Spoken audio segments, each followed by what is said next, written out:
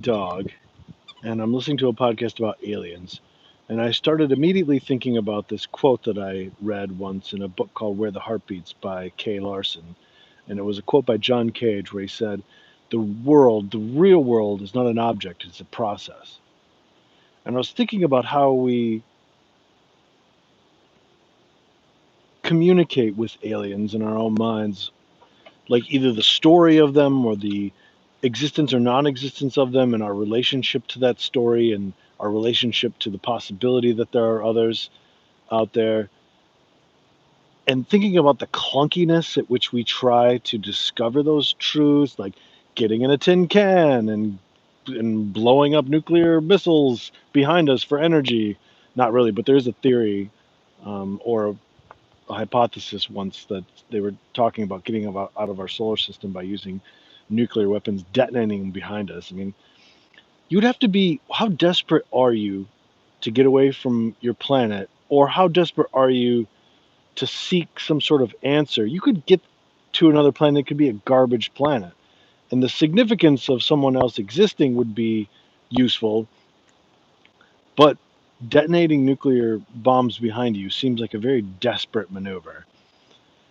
But anyway, I started thinking about how we relate to objects and how objects are kind of like squares, like the square shape.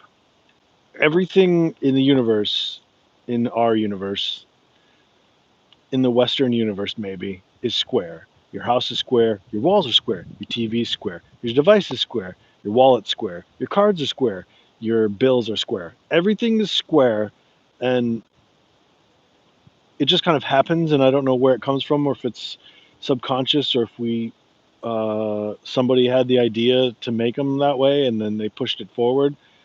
But it's the same thing with objects. I'm talking to you on an object. You're watching this on an object. But we're a process within those contexts. And I don't know if the devices are processes, but they are continually updating themselves, and they're continually or continuously. Language is a process, and they're interacting with different things. And some people are joining this live stream, and some people aren't, and some people are going to comment afterwards. But I thought it was interesting because I feel like if I give into the idea that I'm a process and not an object, I'll feel like I will have lost something. And I'm not entirely sure why I think that, other than the fact that for some reason my hot dog meat body full of juices is precious to me.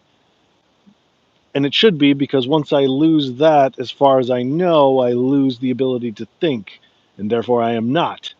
And so I start thinking about being a process, and it's sort of depressing, but it might actually be kind of freeing, to think that I'm, in some sort of hierarchical sense, higher than this object. I'm higher than my body, higher than this face, and I'm a process that maybe is becoming something. Maybe I become energy next, and I smoke vape out into the world and cling to a tree and become part of that oak tree, and then turn into a leaf that falls into the ground that a dog eats and then poops out, and then I go into the soil and become a worm that a bird eats, and then I become the bird, etc.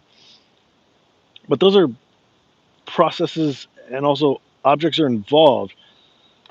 So maybe we're not objects, and maybe we are processes or processes, but objects aren't irrelevant, are they? I mean, can it be both? Does it have to be one or the other? And I'm not sure which it is. These are all questions for you that I want to see in your comments below. This is Pop Culture Fridays. This was the first live stream on Pop Culture Fridays, and I'm asking you this question: are we objects or are we processes?